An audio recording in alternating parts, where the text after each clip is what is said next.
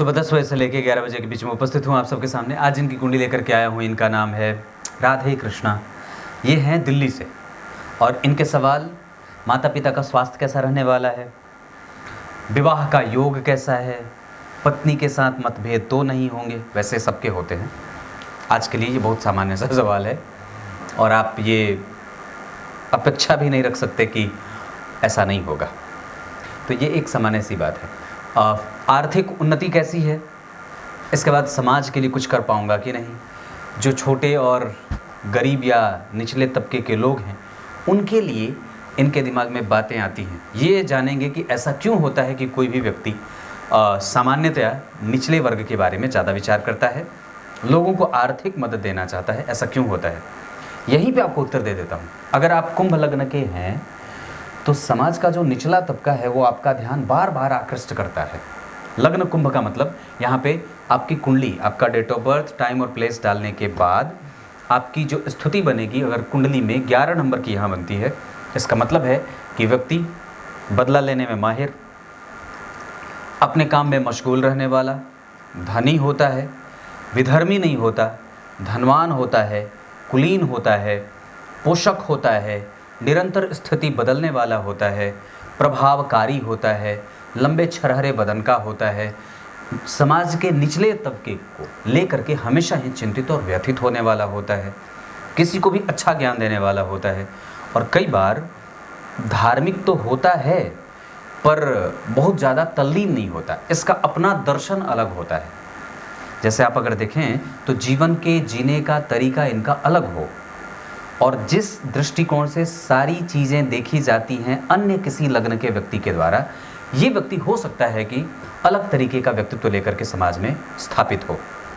राजा के निकट रह करके उसको दिमाग देगा, स्वयं राजा भले बनना ना चाहे और हमेशा ही लोगों की सेवा के लिए तत्पर रहने वाला होता है। ज़बरदस्ती भी अगर मौका मिल जाए तो सेवा कर देता है। आर्थिक पक्ष कभी भी व्यक्ति का परेशान ना हो, इसकी कुंडली में योग बड़े अच्छे बनेंगे और ये चेक भी करेंगे कि कैसी स्थितियां बन रही हैं। दाम्पत्य, विवाह, कौन सी दशा कैसी रहेगी, माता पिता का स्वास्थ्य कैसा रहेगा, ये इनके सवाल हैं। शुरू करते हैं आज का कार्यक्रम। कहीं नहीं जाना है, बिल्कुल बन के रहिएगा। इनकी कुंडली का चंद्रमा जो है वो कमज़ोर है, मतलब पापग्रह है, शुक्ल पक्ष के प्रतिपदा का है। सूर्य और चंद्रमा निकटस्थ बैठे हैं, एकादशवें भाव के अधिपति 8वें में। ये अब यहाँ से समझने की बारी है कि आपकी कुंडली में अगर एकादशवें भाव के अधिपति अष्टम भाव में बैठेंगे तो आपको निसंकोच ये ध्यान रखना चाहिए हमेशा कि आप कम पैसे पे नौकरी कर सकते हैं, या फिर कई बार आपको जितनी पेमेंट मिलनी चाहिए, पेमेंट ही बोलते हैं ना, जो पगार मिलती है, हाँ, जो पगार मिलनी चाहिए उतनी नहीं मिलेगी जितनी आपकी जो बोलते हैं ना हैसियत है, या आपको कम पैसों पे नौकरी करने की ज़रूरत पड़ती है, या कम पैसों पर खटाया जाता है, या रिस्पॉन्सिबिलिटी ज़्यादा होती है और आर्थिक स्थिति थोड़ी देर से अपनी गति पकड़ती है। वैसे धन भाव के अधिपति गुरु धन को देख रहे हैं तो कमज़ोरी नहीं है। शुक्र को गुरु देख रहे हैं और शनि यहीं बैठे हैं। यहाँ पे शुक्र अगर अकेले बैठ जाते तो अच्छा होता, या शनि अगर अकेले बैठ जाते तो अच्छा होता। इस कुंडली के लिए अच्छे कौन नहीं होते, तो सबसे पहले प्रधान मारक ग्रह के रूप में इस कुंडली के लिए गुरु बनते हैं, दूसरे मारक ग्रह के रूप में चंद्रमा, सूर्य, और तीसरे मारक ग्रह के रूप में या कमज़ोर या फिर शत्रुता का व्यवहार चंद्रमा और उसके बाद मंगल करते हैं। पहले नंबर पे गुरु, दूसरे नंबर पे मंगल, दूसरे नंबर पे सूर्य, तीसरे नंबर पे मंगल, चौथे नंबर पे चंद्रमा।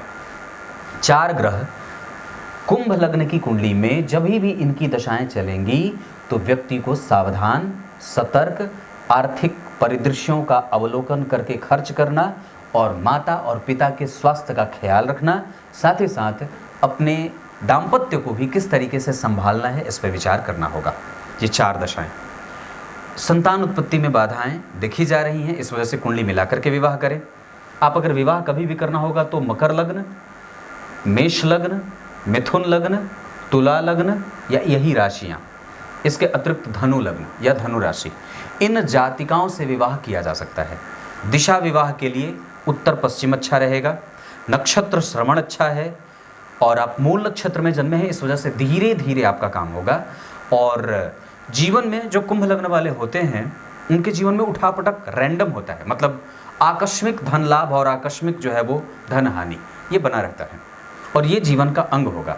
शेयर मार्केट वगैरह से आपकी कुंडली में योग बहुत ज़्यादा धन लाभ के नहीं है। वैसे आपकी कुंडली में वहाँ अमावस्या दोष भी लगा है, क्योंकि शुक्ल पक्ष की प्रतिपदा के चंद्रमा बहुत अच्छे नहीं होते, और मंगल आपकी कुंडली में नीचाभिलाषी है। इस वजह से देने का काम बहुत ज़्यादा मत करिएगा। यहाँ के अधिपति भी दारिद्र दोष लगा रहे हैं, नवम भाव 11वें भाव के अधिपति भी ऐसी स्थिति लगा रहे हैं।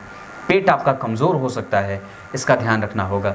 कुंडली में सबसे बेस्ट जो स्थिति बनेगी लग्न और भाग्य के अधिपति का 12वें जाना, पर शुक्र उससे भी अच्छे परिणाम देने वाले हो सकते थे। कुंभ लग्न की कुंडली के लिए भाग्य भाव और चतुर्थ भाव के अधिपति, मतलब भाग्य कौन, आपकी कुंडली का 9वां भाव, यहाँ से धर्म का भी विचार किया जाता है। और यहाँ पे तुला राशि के निर्माण से विवाहोपरांत व्यक्ति की भाग्य की स्थिति बढ़िया बनती है। अगर तुला राशि बनी है और यहीं सूर्य बैठ जाते, यहीं शनि बैठ जाते, यहीं मंगल बैठ जाते, यहीं राहु बैठ जाते, तो आपको भाग्य में और भी ज़्यादा कमज़ोरी देखने को मिल जाती। मैंने बात शनि को भी कही है, क्यों? क्योंकि भाग्येश होकर के यहाँ बैठेंगे तो निश्चित रूप से उच्च के होंगे, लेकिन अगर शुक्र की स्थिति खराब रहेगी या जन्म कुंडली में अगर वो अच्छे नहीं होंगे तो निस्संदेह ये बात कमज़ोरी वाली हो जाएगी। वैसे भाग्य भाव में सूर्य भी कभी कभी विरोध पैदा करवाते हैं कुटुंबजनों से, और कई बार भाई वगैरह का सुख भी कमज़ोर करते हैं, ये बात भी देखने वाली बनती है। बुध और राहु का प्रभाव व्यक्ति को कई बार अपने बल पे काम करने का योग बनता है। सूर्य और मंगल का एक दूसरे को देखना, चंद्रमा और मंगल का एक दूसरे को देखना, ये बहुत ही ज़्यादा श्रेष्ठ लाभ के योग बनाने वाले बनेंगे और व्यक्ति को लक्ष्मी संपन्न बनाएंगे पर एक उम्र के आने के बाद। आपकी कुंडली में जो लग्न बना है ये लग्न 27 डिग्री का बना है। आप अपनी कुंडली में चेक करिए कि आपकी कुंडली का लग्न कितने डिग्री का बना है, और लग्न में जो नक्षत्र बना है उसके अधिपति कौन है। इनकी कुंडली में तो लग्न के अधिपति गुरु बनेंगे, लग्न के अधिपति तो शनि है, लग्न के अंदर जो नक्षत्र है पूर्वा भाद्रपद का है जिसके अधिपति गुरु होते हैं, और वो गुरु जिस चरण में है वो तीसरे चरण में, जिसका अधिपति नक्षत्र के चरण का अधिपति बुध होता है। इस कुंडली का पंचमेश और अष्टम भाव का अधिपति जो आपकी कुंडली में अष्टमेश और पंचमेश होकर के बहुमुखी, बहुआयामी और बहुत सारा कृत्य करने वाला और बार बार कंफ्यूज होकर के अपना काम छोड़ने वाला बना देता है, या फिर दाम्पत्य में कई बार विरोध की भावनाएं भी लेके आता है। हालांकि जब चेक करते हैं तो यहाँ गुरु, मंगल और सूर्य ये तीनों ही स्थितियाँ बहुत लाभकारी होंगी। मिथुन राशि बने जिसके अधिपति बुध अगर अष्टम में नहीं बैठे होते तो ये और भी ज़्यादा अच्छी बात होती। यहाँ सप्तम भाव के अधिपति सप्तम को देखेंगे, राहु और केतु। पत्नी व्यवहारिक आती हैं, व्यवहार कुशल, और कई बार व्यक्ति स्वयं भी पत्नी का लालची और कई बार पत्नी की बातों में आकर के उसके वश में रहने वाला होता है। ऐसी बातें देखने को मिलती हैं। गुरु अष्टम में है, इस वजह से भोजन बहुत ही ज़्यादा संतुलित और सुखद और ठंडे करने की आवश्यकता है। बहुत गर्म भोजन करने की कोई आवश्यकता नहीं है।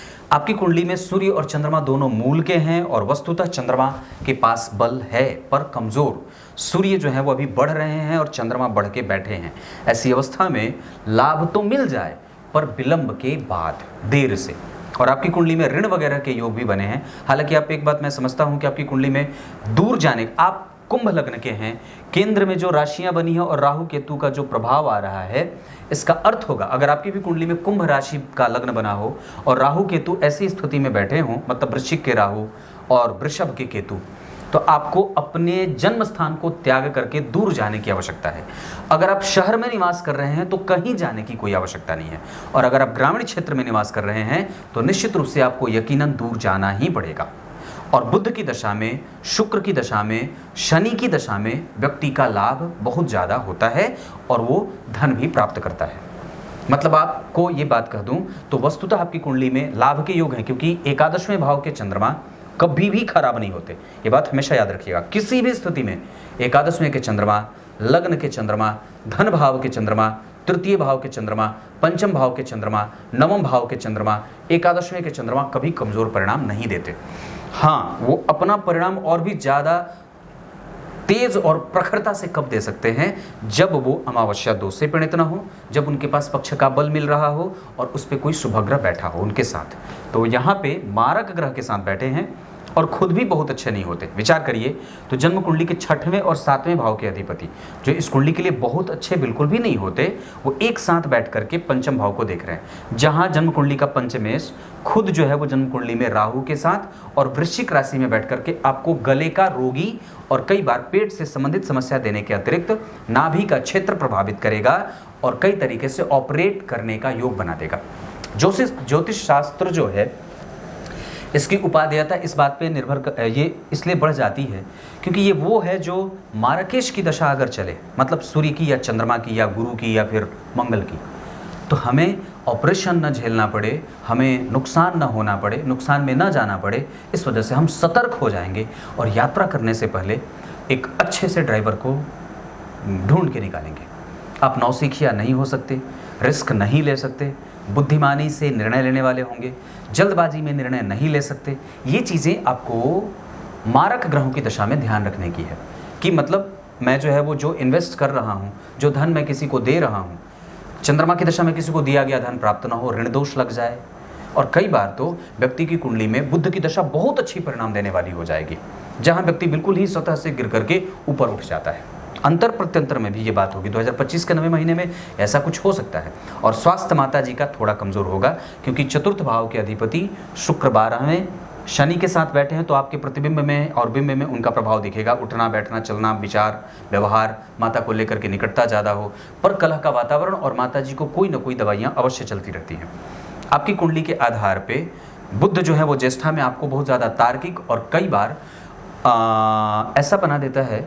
कुंभ लग्न वालों में एक और भी प्रकृति है, अगर बुध ज्येष्ठा नक्षत्र के बैठे हों और उस बुध पे किसी भी ग्रह का कोई प्रभाव नहीं हो, तो एक बड़ी कमजोरी वाली बात हो जाती है कि व्यक्ति जो है वो उसी के पास बैठना चाहता है जो इसकी प्रशंसा करे। अगर जो इसकी प्रशंसा नहीं करेगा तो व्यक्ति वहाँ से उठ करके चल देगा। हाँ, ऐसा भी है। तो अगर ऐसा है कुछ तो उसको बदलने की आवश्यकता है। दूसरे नंबर पे लग्न जो है वो बल से कमज़ोर हो रहा है। व्यायाम, दौड़ना, भागना, रिस्क लेकर के आगे बढ़ना और जितना ज़्यादा हो सके मोटिवेशन के साथ काम करना। आपको कभी भी किसी को उपदेश देने की आवश्यकता नहीं पड़ेगी, स्वतः ही वो लोग आपसे पूछने आ जाएंगे। दूसरे की गलतियों से सीखने का प्रयास आप कर सकते हैं। कोई आवश्यक नहीं है कि आप स्वयं गलती करें, क्योंकि आप गलती करने वाले नहीं हैं, लोगों की गलती से ही सीख लेने वाले हैं। आपके विचार में ऐसी बातें कई बार आएंगी, दूसरे ने 10 रुपए खर्च करके अगर कोई भी सामान खरीद करके अपने घर में लाया तो आपको तुरंत ये बात समझ में आएगी कि अरे मूर्ख था कितना, अगर इसी 10 रुपए को यहाँ इन्वेस्ट कर लेता तो निश्चित रूप से उसका धन और भी ज़्यादा श्रेष्ठ गति से आगे बढ़ने वाला हो सकता था। इस वजह से ही कई बार आप आर्थिक मदद करने के लिए उतारू होते हैं, क्योंकि ये लग्न का प्रभाव है और ऐसा इसलिए ही आता है। और आपका जो पहला सवाल था कि मैं समाज को, लोगों, जो निचले तबके का लोग है उसके लिए कुछ करना चाहता हूं, वो आप लग्न से प्रेरित होकर के ऐसा कर रहे हैं, अन्य कोई बात नहीं। आप लग्न से ऐसा प्रेरित होकर के व्यक्ति ऐसा करता है और निश्चित रूप से उसको उसमें सफलता भी मिलती है। कारण 11वें भाव के चंद्रमा अगर पंचम भाव को देखेंगे तो निश्चित रूप से व्यक्ति को यश, कीर्ति, मान, सम्मान, पद, प्रतिष्ठा, गौरव, कुल और कुल का विधाता, कुल का रक्षक, कुल का दीपक और संदेहास्पद स्थिति में व्यक्ति कभी भी समाज के सामने उपस्थित नहीं होता है, गंभीर होता है, दार्शनिक विचारों का द्योतक होता है और समाज का प्रतिष्ठित व्यक्ति बनकर के उभरता है। कुछ मामलों में इसकी कमजोरी अगर सुधार दी जाए, जैसे निरंतर बदलने वाला और बहुत ज़्यादा सीधा हो जाने वाला, बहुत ज़्यादा जो है वो कई बार मतलब चीज़ों को जब आप बैलेंस करते हैं कि नहीं मुझे ये करना है तो ये भी करना है, साथ में मतलब हड़बड़ी भी है और कई बार वो गड़बड़ भी करता है, तो दोनों ही चीज़ें एक साथ चल रही हैं। अब इसमें जब दोनों ही चीज़ें एक साथ चल रही हैं तो उसमें भी दोनों चीज़ें कैसे बैलेंस रहेंगी, इसको दूरी तक कैसे लेके जाया जाए, इसको ठीक करना है, मतलब रेगुलराइजेशन। अनिरंतरता आपकी कुंडली को कमज़ोर करती है और निश्चित रूप से ऐसा हो सकता है क्योंकि आपकी कुंडली में लग्न के अधिपति शनि 12वें में बैठे और उसका ठीक पीछे अमावस्या दोष लगा है, इस वजह से हमें उसका ध्यान रखना होगा। शुक्र जो है वो लग्न का बल बढ़ाएंगे, लग्न के अधिपति का शुक्र के साथ बैठना ये बहुत अच्छा होगा। धन के अधिपति का धन को देखना, गाढ़ी संपत्ति मिलती है, रैंडम एक्सिस, अचानक धन लाभ और अचानक धन हानि, ये गुरु के कारण। पराक्रम भाव के अधिपति का यहाँ जाना, संतानोत्पत्ति, पत्नी के बारे में कई बार आप कुछ बोल ही नहीं सकते उनकी कमजोरी देखने के बाद भी, क्योंकि होती कड़वी हैं और सत्य बोलने वाली होती हैं, उनको कभी भी सिखाने का प्रयास आप नहीं कर सकते। वो आप उनको लगेगा कि मैं जो बोल रही हूँ वो बिल्कुल ठीक बोल रही हूँ, चाहे वो लाख गलत हो।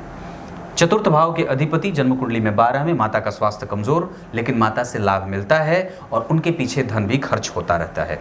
पंचम भाव के अधिपति अष्टम ऋण भाव में बैठे हैं या ऐसी स्थिति में व्यक्ति बहुत ज़्यादा विचार करता है, बहुत ज़्यादा जो है वो संशयात्मक होता है, कई बार डिसीजन मेकिंग कैपेसिटी कमज़ोर होती है। ये एक सामान्य सी बात होगी। उसको लाख गलती होने के बावजूद भी अपने आप में वो कई बार बदलाव नहीं करना चाहता और अपनी प्रशंसा ही सुनना चाहता है।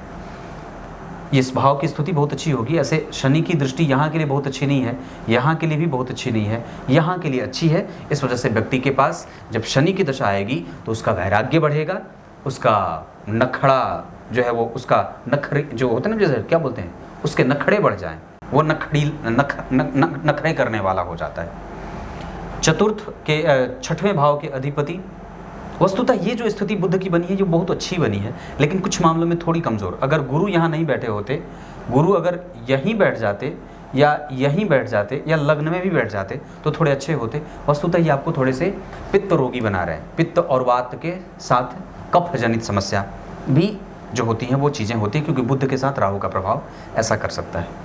छठवें भाव के अधिपति का एकादशवें में जाना दारिद्र दोष देना अच्छा नहीं होगा और इन्वेस्टमेंट करने से पहले विचार करना चाहिए, क्योंकि वस्तुतः आपकी कुंडली में चंद्रमा बहुत अच्छे नहीं हैं और निश्चित रूप से वो आपकी कुंडली के एक ऐसे भाव के अधिपति के साथ बैठे हैं जिसका प्रभाव इस कुंडली के लिए बहुत ज़्यादा अच्छा नहीं होता है। सप्तम भाव के अधिपति के साथ छठवें भाव में का प्रभाव ये आर्थिक विपन्नता तो नहीं देता, पर व्यक्ति के पैसे अटकते हैं या कई बार व्यक्ति ले करके बैठा जाता है, वो उसको चुकाने में बहुत मशक्कत होती है, लेकिन अल्टीमेटली व्यक्ति ऋण मुक्त हो जाता है। ये योग आपकी कुंडली में 24-25 के बाद ही दिख रहे हैं। छठवें भाव के बाद सातवां और आठवें भाव के अधिपति का यहाँ जाना, ये मेहनत आपसे करवाए तब जाके परिणाम दे और काम को लेकर के व्यक्ति को जो उसका करियर होता है वो धीरे धीरे बिल्डअप करता है। वस्तुतः वो कई बार बहुत सारे सेक्टर में रह करके काम करने वाला और एक तरीके से अगर देखें तो बैठ करके धन कमाने वाला होता है। वो शारीरिक मेहनत ना करके मानसिक मेहनत कर करके धन कमाता है।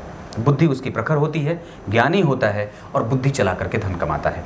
नवम भाव के अधिपति 12 में ठीक नहीं है, लेकिन लग्नेश के परम मित्र और शुक्र इस कुंडली के लिए सर्वाधिक लाभकारी और योग कारक ग्रह होते हैं। लग्नेश के साथ भाग्य भाव में एक दूसरे का संबंध विदेश भाव में जाना, व्यक्ति अपने जन्म स्थान से दूर जा करके विदेश में वास करे, पश्चिम दिशा में जा करके वास करे तो बहुत अच्छा होगा, बहुत अच्छा होगा। क्लियर है? भाग्य भंग योग लगा है, इस वजह से देवी दुर्गा जी का दर्शन अवश्य ही करते रहना चाहिए। शनि की उच्च दृष्टि आपके जीवन में निरंतरता, पॉसिबिलिटी कि व्यक्ति को शनि की दशा का लाभ मिले और निश्चित रूप से शनि के अंतिम चरण की स्थिति आपकी कुंडली के लिए लाभदायक होगी। दशम भाव के अधिपति जन्म कुंडली में यहाँ योग कारक स्थिति बना रहे हैं, केंद्र के अधिपति त्रिकोण में, पर इस कुंडली के लिए वो हमेशा ही अच्छे नहीं होंगे। कुछ कुछ मामलों में, जैसे जब शनि में मंगल की दशा आ जाए, गुरु में मंगल की दशा आ जाए, जब शुक्र में मंगल की दशा आ जाए, तो ये स्थितियाँ आपकी कुंडली में कमज़ोर करने वाली हो जाएंगी। बुध में मंगल की दशा भी कई बार कमज़ोर हो सकती है। एकादशवें में तो स्थिति थोड़ी कमज़ोर है, लेकिन चंद्रमा थोड़े बैठे हैं कमज़ोर होकर के। देर से मेहनत करने के बाद एक्सेलेंस उतना नहीं मिल पाता जितना ज़रूरी होता है, वक्त के हिसाब से विलंब होता है काम में। और वैसे भी आपकी कुंडली शनि से प्रभावित है, पापक ग्रह का लग्न बना है, लग्नेश खुद की राशि में बैठे हैं पर 12वें भाव में बैठे हैं, ये थोड़ी सी कमज़ोरीपन का एहसास अवश्य कराएगी। 12वां भाव आपकी कुंडली में दो अच्छे ग्रहों का विराजमान होना, लग्नेश का और भाग्येश का, लेकिन वहां पे अगर कोई भी ग्रह अकेला हो जाता तो और भी ज्यादा अच्छी बात होती। मतलब अगर यहाँ पे या तो शुक्र बैठे होते या तो खाली शनि बैठे होते। नक्षत्र के हिसाब से शुक्र धनिष्ठा के 24 डिग्री के ढलान पे है और शनि जो है वो बढ़े हुए हैं और उनका बल जो है वो भी धीरे धीरे कमजोरी की तरफ जा रहा है, लेकिन नक्षत्र बढ़िया है। इस वजह से मैं कहूँगा कि यही शनि आपकी कुंडली में ऋण मुक्ति के कारण बनेंगे और निश्चित रूप से 24 के बाद आपका ऋण धीरे धीरे चुकता होने लगेगा। पिता भाव आपकी कुंडली में ठीक बना है, पिता अच्छे हैं, बुद्धिमान हैं, ज्ञानी हैं और एक बात और कहूँगा कि वो बड़े दिमाग वाले हैं और उनका अनुभव सबसे ज़्यादा बढ़िया है और वो अपनी आयु से कई बार बहुत छोटे भी दिखाई देते हैं। मंगल की दृष्टि इस भाव के लिए आपके अंदर कन्विंसिंग कैपेसिटी और मार्केटिंग का काम अच्छा कराए। चंद्र मंगल योग लक्ष्मी संपन्न योग, सूर्य और मंगल का एक दूसरे को देखना व्यक्ति को प्रखर और ओजस्वी और धारदार बना देता है, जहां व्यक्ति अपनी बात प्रबलता से किसी के सामने रख लेता है। सूर्य षड्बल में सबसे मजबूत, चंद्रमा षड्बल में सबसे ज़्यादा कमज़ोर, और तत्व के आधार पे गुरु ठीक नहीं बैठे हैं, बुध भी थोड़े कमज़ोर हैं, मंगल भी थोड़े कमज़ोर होंगे। सूर्य चंद्रमा तो ठीक बैठे हैं, पर शुक्र शनि भी ठीक बैठे हैं। तो शुक्र शनि सूर्य चंद्रमा ये दोनों ठीक, बुध थोड़े कमज़ोर, राहु तो नीच के हैं ही, और केंद्र में मंगल का प्रभाव बिल्कुल भी नहीं है। मंगल का प्रभाव यहाँ है, मंगल का प्रभाव यहाँ है, मंगल का प्रभाव यहाँ है। लग्नेश पे मंगल का प्रभाव और राहु का प्रभाव जन्म कुंडली के धन भाव पे थोड़ा ठीक, राहु का प्रभाव यहाँ पे बहुत अच्छा, राहु का प्रभाव यहाँ पे बहुत अच्छा। मतलब राहु की दशा में तीनों ही स्थितियां अच्छी बन रही हैं, आपको घबराने की आवश्यकता नहीं है। अब मैं आपकी कुंडली में डिग्री के हिसाब से बता देता हूं कि कौन सा ग्रह कितना परिणाम करेगा। सूर्य और चंद्रमा अपनी दशाओं में आपको जितना परिणाम देना चाहिए, मतलब लड़ने की क्षमता, साहस, बल, पराक्रम, ओजस्विता और तेजी से बल लगा करके चीज़ों को अपने पक्ष में कर लेना, ये आधा करेंगे।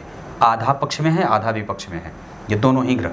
और आपको आपके डेली रूटीन को वो ठीक करना चाहते हैं। अगर इसको और भी ज़्यादा ठीक कर लिया जाए तो निश्चित रूप से स्वास्थ्य भी ठीक रहेगा।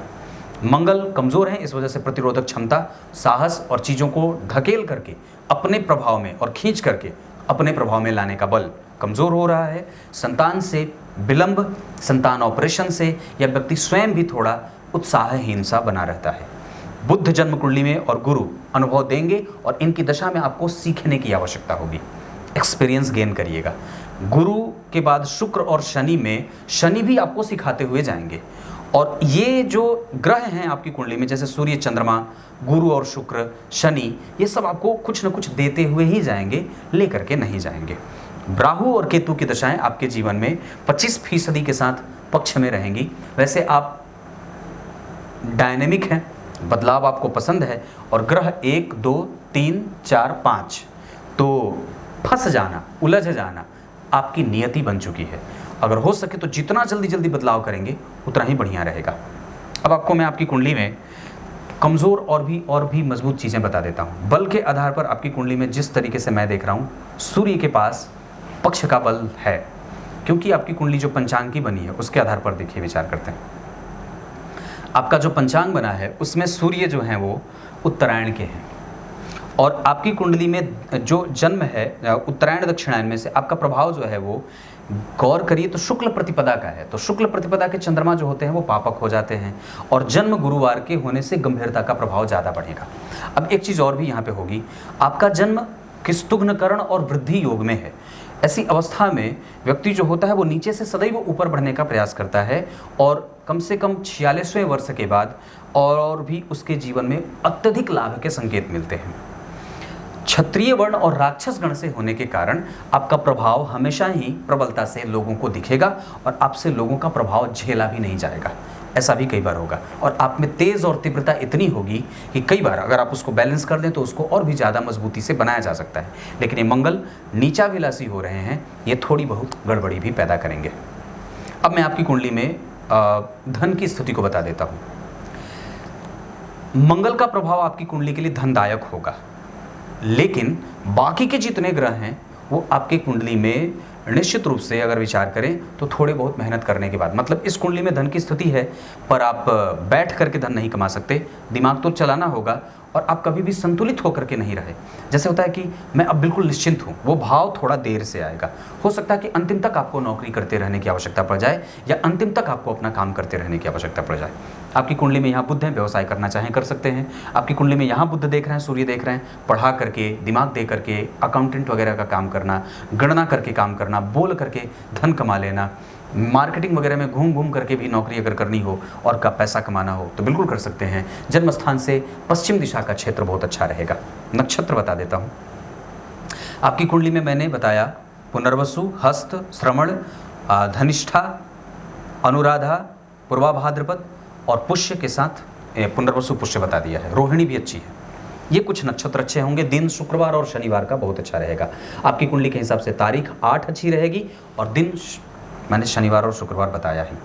पत्नी जो है वो बहुत स्पष्टवादी होंगी, ऊर्जावान होंगी, और निश्चित रूप से उनके साथ संबंध थोड़े कमज़ोर होंगे। यहाँ शनि चंद्रमा का प्रधनवान होंगी, सुंदर भी होंगी, लेकिन संबंध जो है वो थोड़े से व्ययात्मक होंगे। इस वजह से कुंडली मिलाकर के ही विवाह करना चाहिए, क्योंकि चंद्र कुंडली से आप मंगलिक हैं। सप्तम भाव के अधिपति मित्र की राशि में है, पर वो अष्टम भाव में बैठे हैं, ये ठीक नहीं होता। 12वां भाव शुक्र और शनि दो मित्र बैठे हैं, दाम्पत्य में सैया का सुख कमज़ोर नहीं होगा, लेकिन यहाँ पे 12वें भाव के अधिपति मेहनत करते हुए देखे जा रहे हैं, इस वजह से, और बुध अष्टम भाव में जा रहे हैं, इस वजह से थोड़ी बहुत खटपट बनी रहेगी। हो सकता है कि आपसे वो बहुत ज़्यादा पढ़ी लिखी आ जाए, या हो सकता है कि आपसे बहुत ज़्यादा दार्शनिक हो जाए, जो आपको कभी कभी पचे नहीं, ऐसा हो सकता है। कुछ इसी तरीके से आज के कार्यक्रम का समापन करते हैं। तब तक के लिए बहुत बहुत नमस्कार।